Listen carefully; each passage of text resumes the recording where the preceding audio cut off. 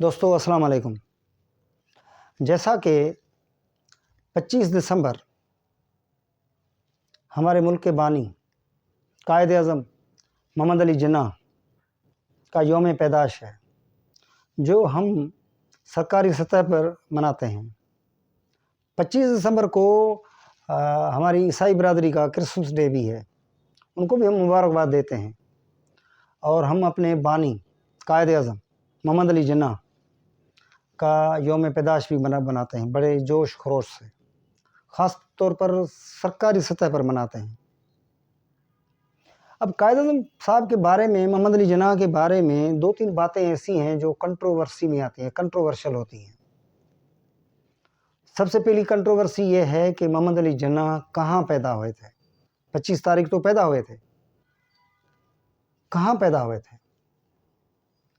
अब हम जो सिंधी लोग हैं वो हम कहते हैं कि ये हमारे ज़िला ठट्टा के एक मशहूर शहर झिरक में पैदा हुए।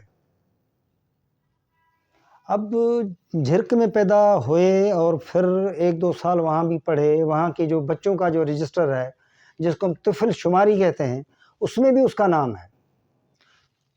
तो हमें किताबों में भी ये पढ़ाया गया, दरसी किताबों में, प्राइमरी और सेकेंडरी में पढ़ाया गया कि मोहम्मद अली जिन्ना झिरक में पैदा हुए। लेकिन 1960 के बाद 60, 61, 62, 63, 64 तक ये मसला ऐसा तो गंभीर हो गया कि हमारे हैदराबाद में एक कमिश्नर साहब आए, मसरूर हसन।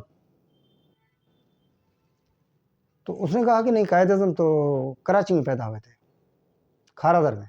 वो आए स्कूल में, उसने कोशिश की कि मैं उसका जो रजिस्टर है दाखिला वाला वो भी ले लूँ, और भी वहाँ की जो और भी कोई बातें हैं तो वो सबको मैं मिटा दूँ, लेकिन वो नाकाम हो गए। वहाँ के जो उस्ताद थे, जो हेड मास्टर थे, उसने वो रजिस्टर अपनी तहवील में रखे थे और उसको नहीं दिए थे। उसको बताया कि वो यहाँ है ही नहीं। फिर चलते चलते ये बताया गया कि मोहम्मद अली जिन्ना खारादर के वज़ीर मेंशन में पैदा हुए। अभी उस ज़माने में वज़ीर मेंशन, खारादर, इनकी ऐसी पोजीशन थी या नहीं थी, उसके बारे में कुछ नहीं बताया गया। कहते हैं कि वहाँ पैदा हुए थे। अब मोहम्मद अली जिन्ना के बारे में हमारे बहुत से दानिश्वर, जिसमें डॉक्टर मोहम्मद उमर बिन दाऊद भुट्टो, हमारे सिंध के जी अलाना, सिंध यूनिवर्सिटी के वाइस चांसलर, और जनाब रसूल पलियो साहब, और बहुत से लोगों ने इस पर बिल्कुल रेजिस्ट किया है कि कायद-ए-आज़म को कराची का नहीं बनाएंगे।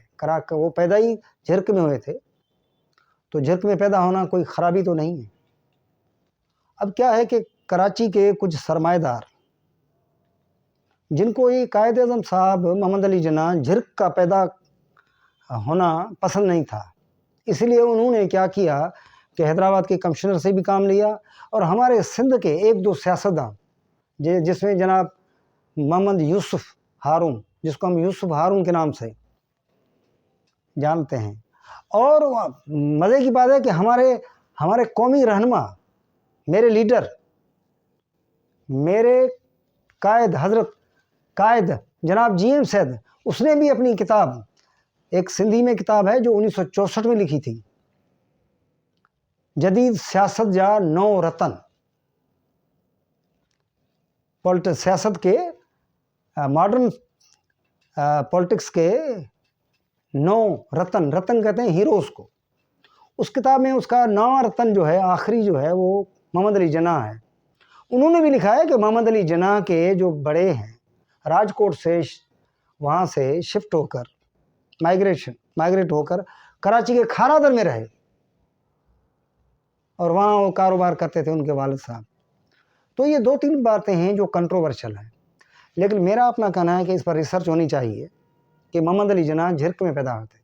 झिरक हमारा सिंधियों का शहर है, इसलिए पसंद नहीं आता, और हमारे वडेरा और हमारा जो सरमाएदार है वो भी इसमें बह गए कि नहीं, मोहम्मद अली जिन्ना को खारादर में पैदा होना बताया जाए। एक कंट्रोवर्सी ये है।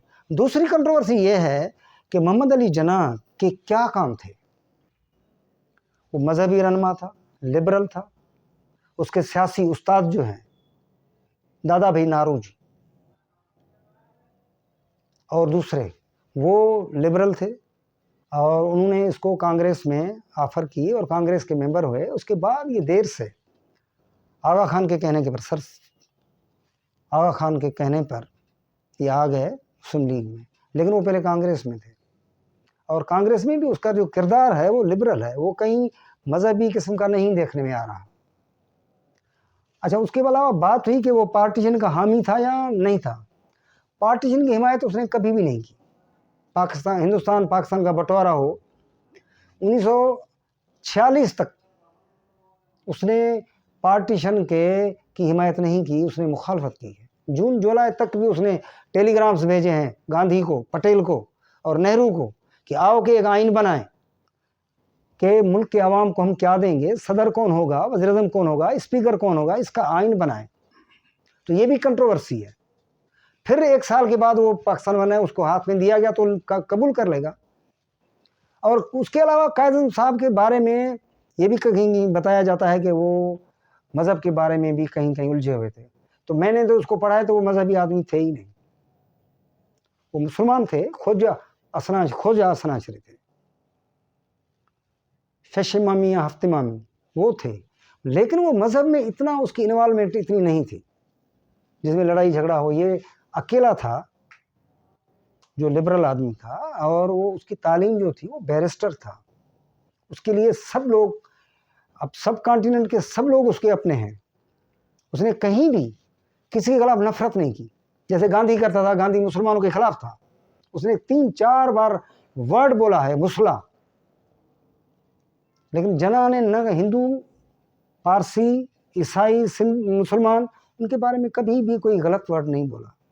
उसने तो अपना ये पाकिस्तान का हिस्सा जब उसको मिल रहा था, गवर्नर जल बनने से भी 3-4 रोज़ पहले उसने एक जो कॉन्स्टिट्यूशनल इजलास हुआ था कॉन्स्टिट्यूशन असेंबली का, उसमें तो उसने क्लियर कहा है कि आप ये हिंदू, मुसलमान, ईसाई इस बात पे नहीं पड़े, इनको सीज करें। Religion has nothing to do in the business of the state, ये उसके क्लियर वर्ड है।